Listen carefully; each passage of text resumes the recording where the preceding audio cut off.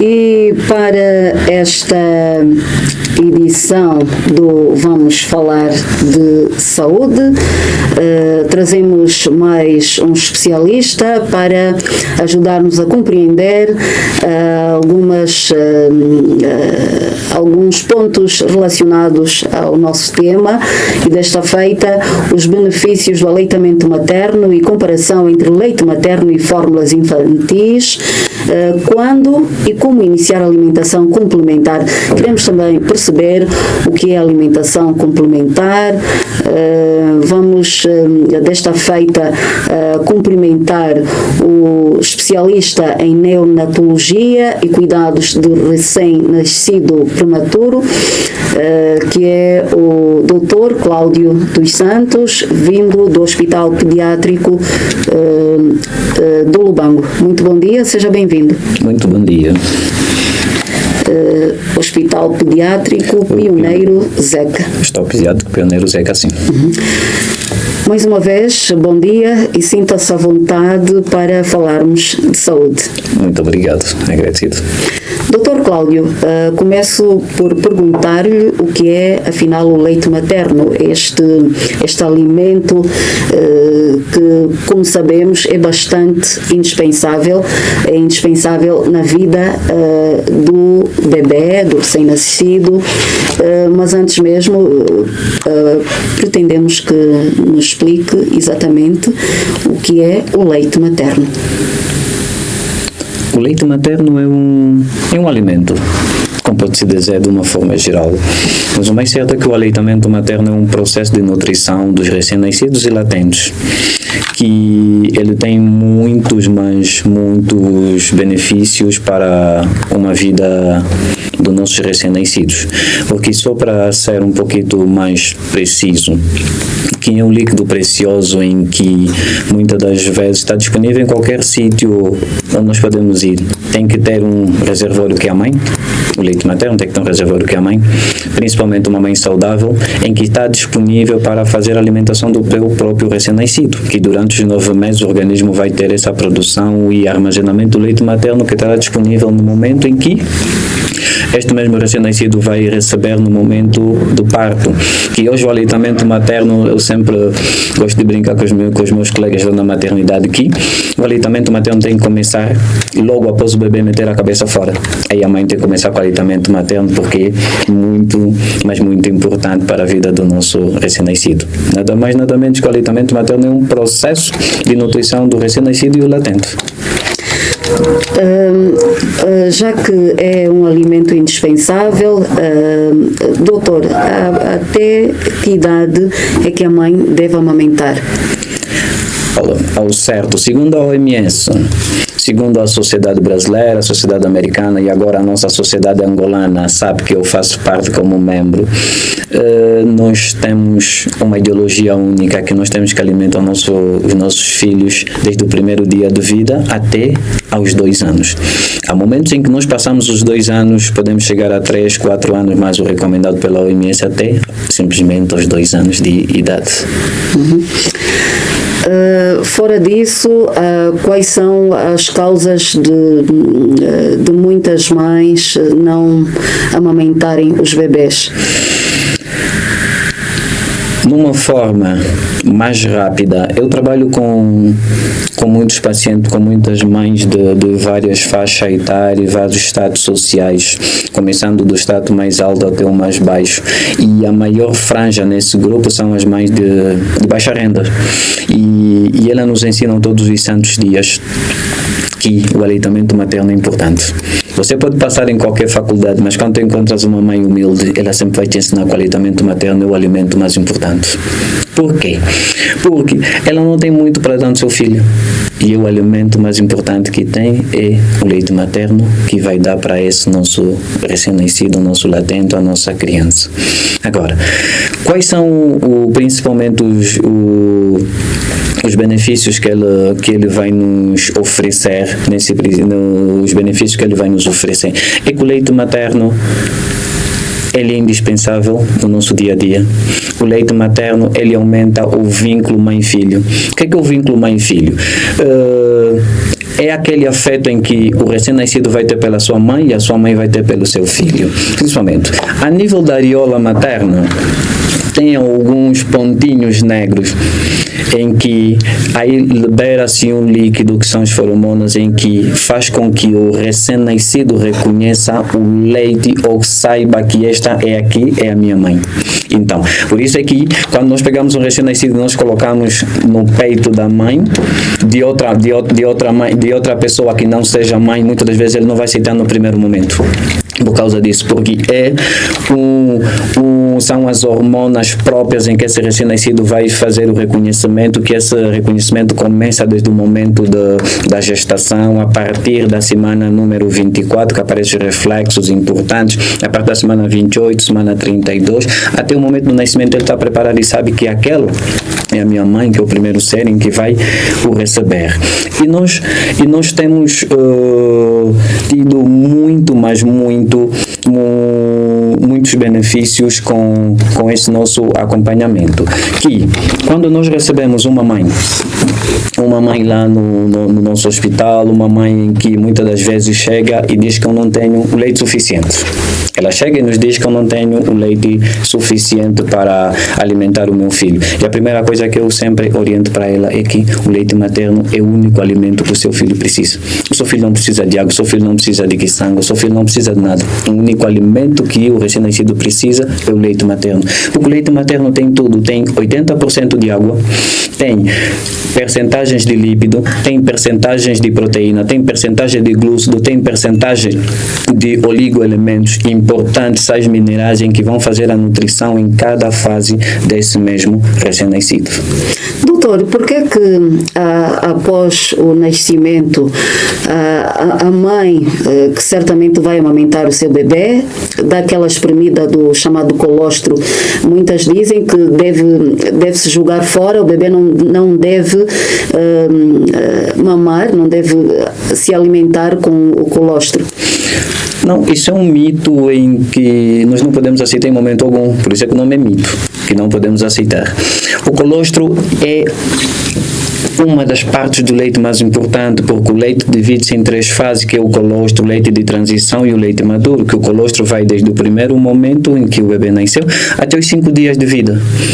Esse colostro vai ter uma coloração meio amarela, ou pode ser assim um leite meio fraquinho, que esse colostro é o mais importante, que o colostro está rico em 3 coisas importantes. Primeiro, ele é rico em água, ele é rico em lipoproteínas e ele é rico em imunoglobulina, principalmente imunoglobulina A secretora, que a imunoglobulina A secretora é como se fosse a primeira barreira, e por isso é que nós chamamos o leite materno como a primeira vacina que o recém-nascido vai receber, porque essa imunoglobulina ela reveste a mucosa intestinal, reveste a mucosa oral e reveste também a mucosa respiratória, em que vai deixar com que o nosso recém-nascido esteja. Então, isso é um mito, e o colostro é a parte mais importante do aleitamento materno nos primeiros 5 dias, porque ele previne muito.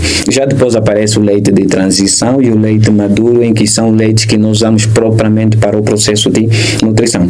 Por isso é que no momento do nascimento, nos primeiros 5, 7 dias, as mães chegam todas no hospital com a mesma queixa. O meu filho está com febre e o meu filho não está aumentando o peso. E eu chego para ele e eu começo a rir. Não, mãe, você não está a fazer errado. É o certo.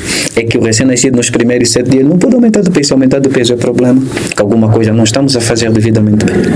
Com a função do colostro é aumentar a imunidade do recém-nascido e não aumentar o peso, porque é uma nutrição não calórica como nós precisamos. É um aleitamento nutricional mais para a parte imunológica em relação à parte para ganho de peso adequado. Então, recomendo a todas as mamães que estão nos ouvir a esta hora que o colostro é super importante, muito importante. Não vamos desprezar o colostro, não vamos ouvir aquelas pessoas que supostamente têm mais experiência na comunidade. Então, hoje o colostro é muito importante. O colostro sempre foi importante, porque agora nós estamos a abrir um um projeto que vamos começar agora no mês de agosto, o agosto dourado, que é a nossa cor do aleitamento materno, que é a colostroterapia. Como é que funciona, como é que irá funcionar este projeto?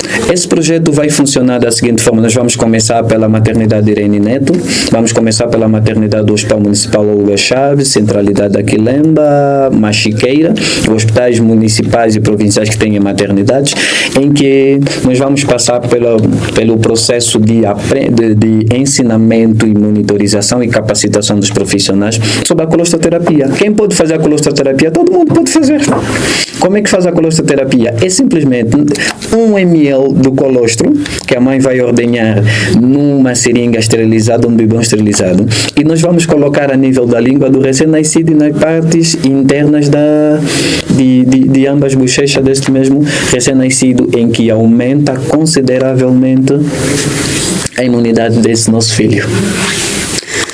Bem, estamos apenas no princípio do nosso espaço e hoje estamos a olhar para os benefícios do aleitamento materno e também algumas fórmulas infantis, como iniciar a alimentação complementar. Está connosco o especialista em neonatologia e cuidados do recém-nascido prematuro, Cláudio dos Santos. Temos também o nosso terminal telefónico 929 65 18 54 para os ouvintes ligarem e fazerem algumas perguntas que serão certamente respondidas pelo nosso médico aqui em estúdio, e também este número para o WhatsApp, repito, é o 929 65 18 54, e já temos uma mensagem do Facebook, a mensagem do Paulo António. Ele pergunta ao nosso médico em estúdio quais mitos existem sobre o leite materno e as fórmulas infantis. Muito obrigada, Paulo António. Aguardo pela explicação. Se calhar eu queria perguntar mais além sobre as fórmulas infantis, mas já agora vamos avançar. Nós temos um problema grande em relação à instituição das fórmulas infantis. É que hoje nós estamos a ser muito dominados pelas mães. Nesse caso, as progenitoras dos nossos recém-nascidos. Que ela chega para o consultório e a primeira coisa que ela vai nos dizer é que eu não tenho leite. Meu filho nasceu com 3 quilos, com 2 quilos, mas ao segundo dia ele começou com perda de peso, eu tenho pouco leite, o meu leite está fraco, o meu leite está amargo, o meu leite acho que não está bem, então doutor, eu quero instituir uma fórmula infantil. E a primeira coisa que eu pergunto à mãe o que é que ela está a comer? O que é que ela está a beber? Quantos litros de água ela usa? Qual é a comida que ela vai usar do dia a dia para fazer a produção? Que uma mãe tem que ter uma alimentação saudável, tem que ter um consumo adequado de água, com 2 litros de água por dia, para ter uma produção adequada. Mas é que ela volta no dia seguinte dizendo que o leite não está parecido, pode fazer aquilo, e ela precisa de incluir uma fórmula. E você vai dar orientação, e ela no caminho passa de frente a uma farmácia e compra a fórmula. Das mais variadas que estão ali no mercado. E quando a mãe receber essa fórmula, a fórmula infantil é o leite de vaca.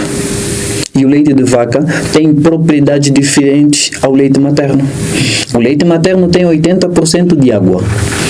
Tem bifidobacillus, tem lactobacilos, tem lisocimas, que são enzimas imunoglobulinas em que vão ajudar na manutenção desse mesmo recém-nascido.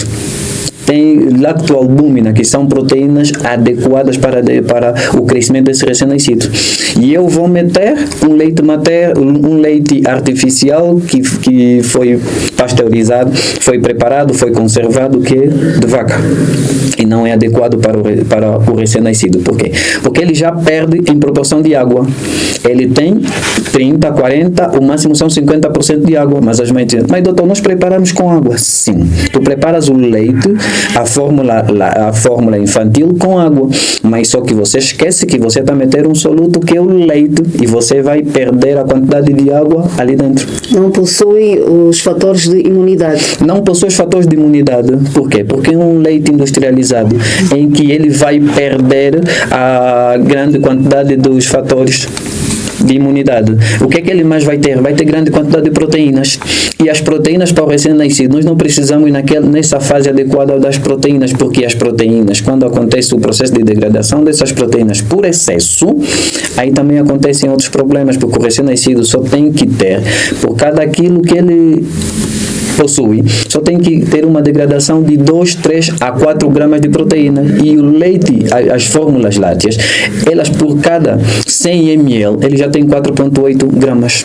Então já é muito. O organismo do recém-nascido vai ter que produzir, ter um metabolismo mais acelerado, tem que ter um processo de excreção mais acelerada, e nós esquecemos que o recém-nascido é um ser imaturo para fazer excreção e metabolizar certos alimentos que nós vamos fornecendo. Então, para mim, como neonatologista, que estou todos os dias trabalhando com recém-nascidos, eu não sou apologista da fórmula, diretamente não sou apologista de que nós vamos usar a fórmula infantil, mas há momentos que nós temos que usar a fórmula infantil para suprirmos algumas necessidades importantes. Doutor, há casos que a mãe não pode amamentar por algum problema de saúde?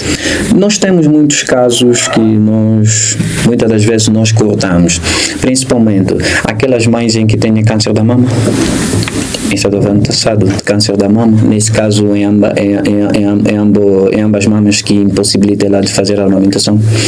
Aquelas mães em que têm enfermidades crônicas infecciosas ativas, tipo a tuberculose em fase ativa, essas mães. Há mães que fazem tratamento com radioterapia, quimioterapia, essas mães muitas vezes não podem amamentar. Mas hoje nós já avançamos tanto em que antigamente mães com HIV, mães com hepatite B não amamentavam, já amamentam. Hoje já é possível? É possível. Hoje eu tenho muitas pacientes. Qual é o período da amamentação? Exato. O período da amamentação é o normal, desde que a mãe esteja controlada, esteja a fazer o tratamento normal da sua enfermidade, nós liberamos para fazer a amamentação. Porque nós descobrimos que as crianças, os recém-nascidos filhos de mães com enfermidades tipo HIV e hepatite B, que nós temos muito no nosso meio, não morre por causa da doença, ele vai morrer por causa da desnutrição, porque a mãe não deu alimentação. E a quantidade de vírus que vai passar pelo leite materno é ínfimo, quase que não vai ser suficiente para criar uma infecção, nesse caso no nosso recém-nascido. Então, hoje, são poucas enfermidades em que nos limitam com que o recém-nascido não tenha uma alimentação, ou seja, não tenha um aleitamento materno adequado. E esse aleitamento materno tem que ser exclusivo, porque se for um aleitamento materno complementar, um aleitamento materno misto ou parcial, aí a probabilidade de ter outros processos infecciosos é maior, porque eu vou estar a misturar o aleitamento materno mais a fórmula infantil, ou aleitamento materno mais água, aleitamento materno mais uma quiçanga que a mãe vai instituir, e ali já não tenho uma imunidade completa, porque eu vou ter períodos de quebra do aleitamento materno e mais outro líquido que eu vou instituir ali no meio. Doutor, outra questão, como iniciar a alimentação complementar? Alimentação complementar é o aleitamento. De que momento? Exatamente. Nós temos o aleitamento materno. O aleitamento materno ele divide-se em 4 partes. Então, nós temos o aleitamento materno exclusivo, que é até os 6 meses de idade. Esse é o aleitamento exclusivo. O recém-nascido ou o latente vai simplesmente alimentar-se pelo leite materno produzido pela sua mãe. Pela mama. Exatamente. E depois nós temos o aleitamento materno complementar, que o aleitamento materno complementar é aquele em que nós vamos unir o leite materno mais qualquer outro alimento, incluindo a água, que quando o recém-nascido completar os 10 a 12 meses, ele tem o aleitamento materno complementado com uma alimentação que já pode chegar a 3, 4 ou 5 alimentações complementares, que ali vão estar já as frutas, os insumos, o funzinho que não pode deixar ser, é a nossa tradição do dia a dia, entre outros alimentos que nós vamos incluindo as carnes também já pode entrar nessa fase. Quando as mães ultrapassam essas regras, quais são as consequências para os bebés? Nós temos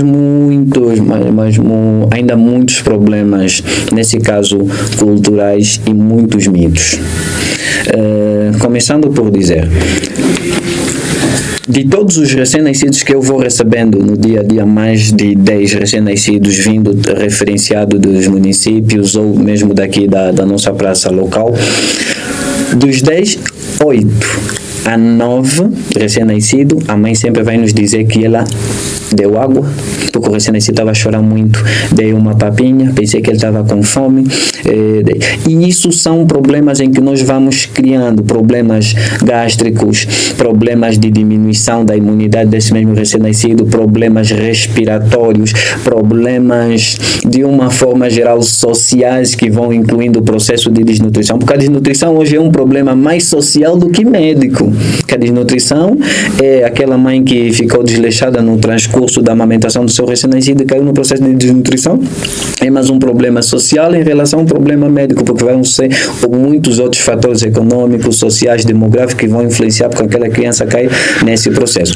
Mas quais são os principais problemas que aparecem? Desnutrição que esses pacientes vão apresentar, doenças infecciosas que esse recém-nascido, que vamos começar pelos mais simples, que são as gripes, as rinofaringites, os resfriado comum, indo para as diarreias, vamos ainda entrar para os processos de infecção urinária e também aquelas outras enfermidades que nós conhecemos hoje como as malárias, entre outros, por causa desse mesmo não acompanhamento das mães. E outro problema que nós estamos a ter também é a inclusão de medicação tradicional, ou seja, a fitoterapia, porque elas vão... Os bebés. Exatamente, porque eles vão incluindo alimentação num latente de 2, 3 meses de idade, em um FUNS, em que ela preparou igual para os irmãos grandes. O recém-nascido não vai conseguir fazer a digestão suficiente porque tem o seu sistema digestivo imaturo, não vai absorver, vai ficar alojado ali a nível do intestino. Vai causar distensão abdominal, ou seja, aumento do volume da barriga, e o recém-nascido não vai conseguir fazer necessidades. O que é que a mãe vai recorrer? Antes de vir para o hospital, ela vai passar ali na tia que diz, não, o meu filho lá, quando tinha isso, eu passei um pouquinho de chava, passei um pouquinho de guanana, e ajudou, passei um pouquinho de sabão e ajudou. Mas nós esquecemos que cada filho é um filho, e eu vou fazer um clisterzinho de sabão, vou usar um pouquinho de chava, e são problemas que nós temos. Temos recém-nascidos que chegam no hospital muito mal, que chegam de ir para os nossos colegas de cirurgia pediátrica para operações com perfurações intestinais, perfurações gástricas, e muitos deles não sobrevivem, infelizmente. Mas a mãe que amamenta também deve ter um cuidado com a alimentação e também com a sua higiene, a higiene no seu todo, higiene à volta dos mamilos, higiene no geral, é isso? É sim. Eu vou começar a falar pela higiene e depois passo para a alimentação, porque a higiene para mim é o mais importante. Nós, lá no serviço, nós temos uma regra que toda mãe tem que acordar às 5 horas, 6 horas, vai fazer a higiene pessoal e volta para a sala.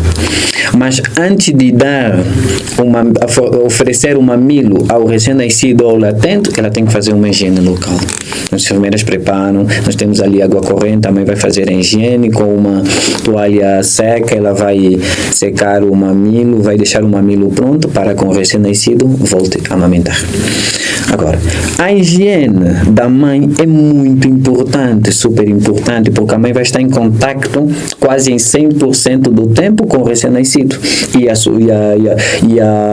a má higiene acarreta muitas enfermidades, começando pelas enfermidades dermatológicas, enfermidades respiratórias, terminando nas enfermidades digestivas desse mesmo recém-nascido e da própria mãe. Agora, em relação à alimentação que ela vai ter, em relação à alimentação que essa mãe vai ter, eu sempre oriento as mães a fazer o seguinte, que elas vão ter que ter um número de alimentações como mínimo 4 alimentações por dia. Porque a mãe tem que ter uma alimentação saudável, tem que ter um mata-bicho, tem que ter um almoço, tem que ter um lanchinho, tem que ter um jantar suficiente para aportar a quantidade e a qualidade suficiente e necessária para que o recém-nascido tenha uma vida saudável. O que é que vai ser essa alimentação? Vai ter incluído em líquidos, água, 2 litros de água, 2 a 3 litros de água por dia. A mãe, se tiver uma possibilidade, tem que fazer o uso de pelo menos 500 ml a 1 litro de leite por dia. A mãe pode fazer, se não tiver o leite, pode fazer o uso da nossa quiçanga do dia a dia, pode fazer o uso da quiçanga, desde que não seja uma quiçanga fermentada. A mãe pode fazer o uso do alimento normal da nossa cultura, que é o fungo de maçã, o fungo de milho. A mãe pode fazer sempre que tenha um acompanhante, que não seja um acompanhante, como disse na gíria, seco. Tem que ter sempre um molinho ali próximo, uma verdura próxima. O que a mãe pode comer? Tudo.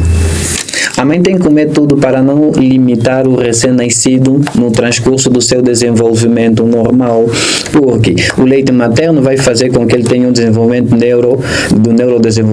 o desenvolvimento neuronal adequado. A alimentação da mãe vai fazer com que esse leite esteja rico o suficiente para ajudar com que esse recém-nascido tenha um desenvolvimento, um crescimento normal nas suas mais variadas fases, até desmamamos esse recém-nascido, esse latente, essa criança, aos 2 anos. Então, reiterando e voltando a dizer que a higiene é importante da mãe e do próprio recém-nascido. Eu já recebi recém-nascido que ficou 15 dias sem tomar banho. Sem a mãe dar banho, 15 dias. Muito complicado. E a própria mãe chega e diz, o umbigo do meu bebê está a cheirar muito mal. E você olha para ele, mãe, deste banho quando? Não, a avó disse para não dar banho. Você diz, mãe, eu agora vou dar banho. E a semana passada eu dei banho no recém-nascido próximo. E a mãe disse, doutor, é fácil. Eu disse, sim, é muito fácil.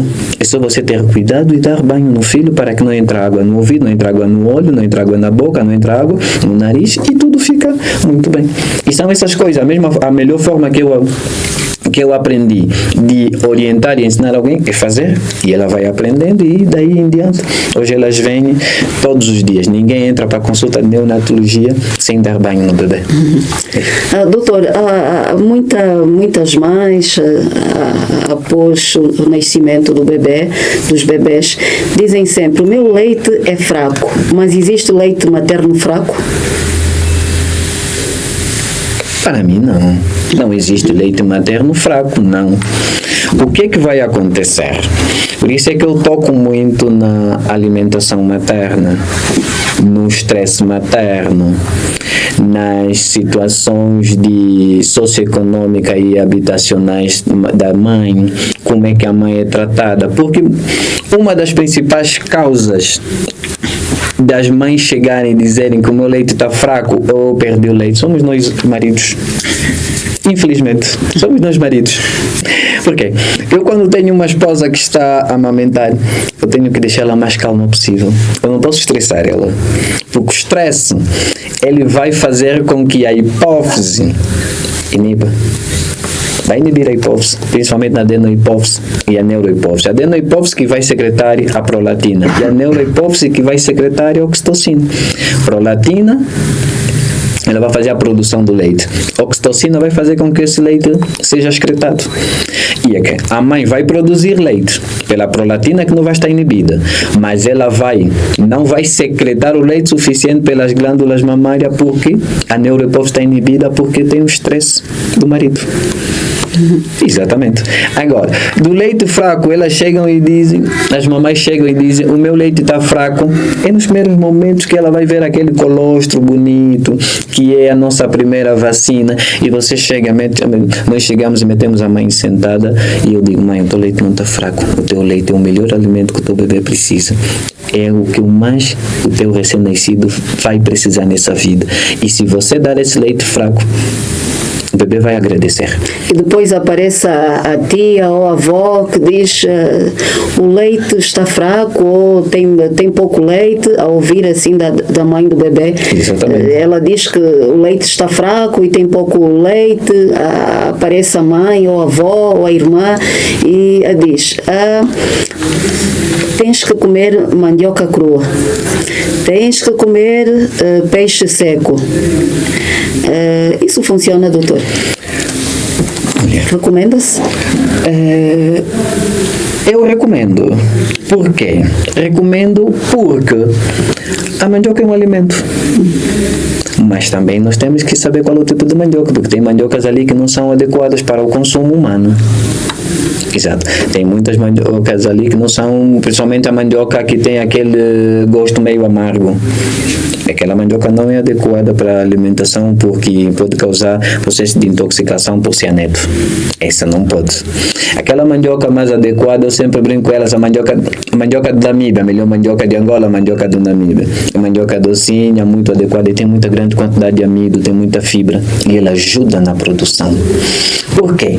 Porque nós também temos que trabalhar com o psicológico da mãe. Eu tenho que trabalhar, eu sei que a mandioca não vai causar nenhum problema. Eu vou dizer, pode comer mandioca, pode mastigar uma gingoba, depois bebe uma aguinha, depois bebe um suminho natural e vai te ajudar. E a mãe já veio preparada de casa porque a avó lhe falou que a mandioca dá, o peixe seco dá.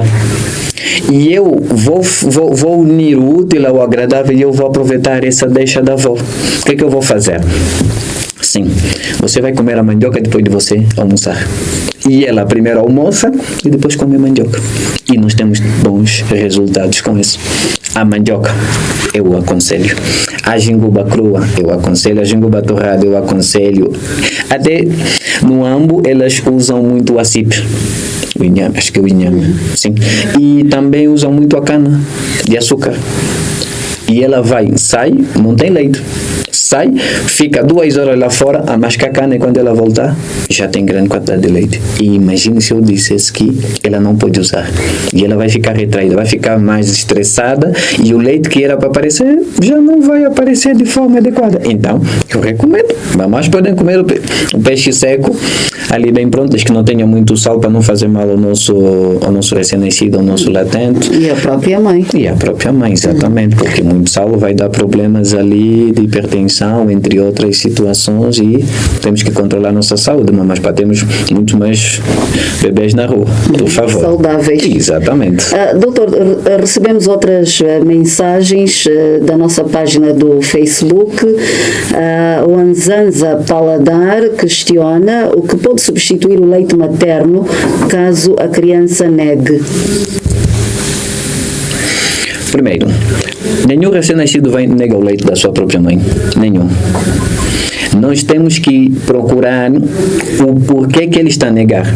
Se a mãe tiver a fazer uma medicação, que é uma medicação que aparece muito na nossa praça, que todo mundo faz sem prescrição, metronidazol. E a mãe que está a fazer metronidazol, depois de 40 a 72 horas de fazer a medicação de metronidazol, o leite materno fica meio amargo, do mesmo sabor com o metronidazol, porque o metronidazol ele beira pelo leite materno, é metabolizado pelo leite materno. E muitos recém-nascidos negam. Tem que ver se a mãe não está a fazer o consumo de álcool. Tem que ver qual é a alimentação que a mãe está a fazer, se é uma alimentação rica em proteína, que ele vai fazer uma liberação maior de proteína, ou secreção maior de proteína a nível do leite materno. Tem que confirmar se a mãe não tem nenhuma enfermidade infecciosa ou qualquer outra enfermidade que vai alterar o sabor desse mesmo leite materno. Fora isso, nenhum recém-nascido nega o leite da sua própria mãe. E se negar, não institui a fórmula infantil. Procura-nos no Hospital Pediátrico Pioneiro Zeca. Esta é uma das questões também da Wanzanza, sim, exatamente. Procura-nos no Hospital Pediátrico Pioneiro Zeca. Nós temos consultas de segmento às terças-feiras e sextas-feiras, das 9 horas até às 15 horas. Mas, se isso acontecer na quarta-feira, não... O pai pode vir no nosso hospital, nós estamos todos os santos dias. Eu sempre digo aos meus colegas, eu trabalho de segunda a domingo. Todos os dias eu estou no hospital pediátrico, atender todos os recém-nascidos que chegam no hospital, e nós podemos dar um subsídio melhor, em vez de instituir as fórmulas. Muitas vezes não é necessário uma conversa com os progenitores, principalmente com a mãe. Nós resolvemos essa situação, que temos tido muitas situações. A Wanzanza pergunta também, no caso do bebê negar o leite materno ou qualquer tipo de leite, não é? Ela diz que já ouviu casos que o bebê só bebia quiçangua até atingir a fase adulta. Muito obrigada mais uma vez, Wanzanza Paladar. Exato. Como eu vou voltar a referir que o aleitamento materno complementar não é adequado antes dos 6 meses. Se nós começarmos com o aleitamento materno complementar antes dos 6 meses, nós vamos ter muitos problemas futuros com esse recém-nascido, com esse paciente latente, com esse adolescente ou com esse paciente em que teve essa discordância no momento da amamentação. Hoje nós temos muitas crianças obesas, é porque ele não teve um aleitamento materno exclusivo. Hoje nós temos muitas crianças com problemas de desnutrição por defeito, porque não tiveram aleitamento materno adequado. Hoje nós temos muitas crianças com diabetes mellitus tipo 2, porque não tiveram esse aleitamento. E uma das principais causas de diabetes mellitus tipo 2 em criança ou idade pediátrica é o não aleitamento materno adequado. Então, hoje voltamos a dizer, reiteramos novamente, dizendo que o aleitamento materno exclusivo aos 6 meses é muito importante. Não vamos incluir a quiçanga, não vamos incluir as papinhas, não vamos incluir a água, porque tem o seu momento certo para nós administrarmos esses alimentos nos nossos filhos, nos nossos pacientes e também nos nossos familiares, porque às vezes nós queremos correr com o tempo, porque a criança não está ganhando peso adequado. Não, procura uma unidade hospitalar, nós estamos sempre disponíveis para atender esses casos e damos a melhor resposta possível. A última questão, doutor: bebês em fórmula podem ter mais cólicas? O que é a cólica? Eu até queria deixar essa no final para dar, mas como já apareceu agora a pergunta. Já não temos mais tempo. Exatamente.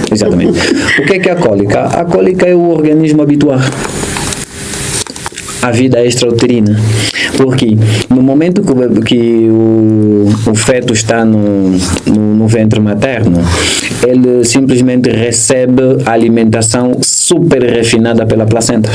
São micronutrientes que ele vai receber. Já pelo leite materno, ele já consegue receber micronutrientes e macronutrientes que são suficientes para fazer uma metabolização melhor. O que vai acontecer? É que as cólicas é um sinal em que o recém-nascido tem uma funcionalidade adequada do seu aparelho digestivo. E as fórmulas, sim, na verdade, aumentam sim o processo de cólicas. Por quê? Porque eu, quando dar a fórmula no meu filho, eu vou meter no colo não contacto direito, pele a pele com a mãe. O que eu vou alimentar? Muitas vezes eu vou alimentar o recém-nascido no berço, muitas vezes vou alimentar o recém-nascido na cadeirinha onde ele está a descansar, ou momentos eu vou alimentar no colo, mas de forma posterior. Já o aleitamento materno, eu vou ter um contacto direito, aquele momento em que a mãe ainda pode fazer uma massagenzinha na barriga do nosso recém-nascido, do nosso latente, e melhora consideravelmente. As cólicas são normais, não dão nada para as cólicas. Nós temos muitos fármacos. Não tem nada a ver com a alimentação da mãe? Porque ouve-se muito que durante o processo da amamentação, principalmente nos primeiros dias, deve-se evitar comer verduras, porque as verduras originam ou causam cólicas ao bebê. Se eu tiver uma verdura em que na mãe deu problemas, aí sim, eu vou fazer a restrição parcial dessa alimentação na mãe para que evitamos problemas maiores para esse mesmo recém-nascido. Mas se a mãe usa a verdura desde muito tempo e nunca causou problemas, não.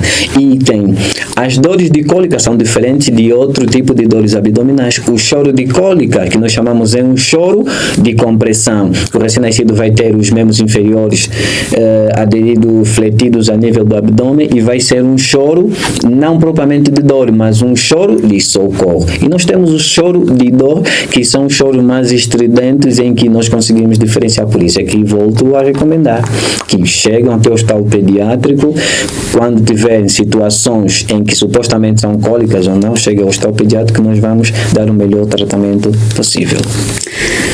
Dr. Cláudio dos Santos é especialista em neonatologia e cuidados de recém-nascido prematuro, vindo do Hospital Pediátrico do Lubango Pioneiro Zeca. Falamos hoje dos benefícios do aleitamento materno e como iniciar a alimentação complementar. Muito obrigada por ter vindo, foi um prazer tê-lo nesta manhã, passar estas informações pertinentes, principalmente para as mães. Exato. Nada mais nos resta senão agradecermos pelo carinho da audiência. Vamos falar de saúde, uma oferta do Grupo Liberatos e com apoio do Governo Provincial da Huila. Os cumprimentos são de Augusto José, João Batista, Horácio Fernandes, César Liberato e Lucrécia Miguel.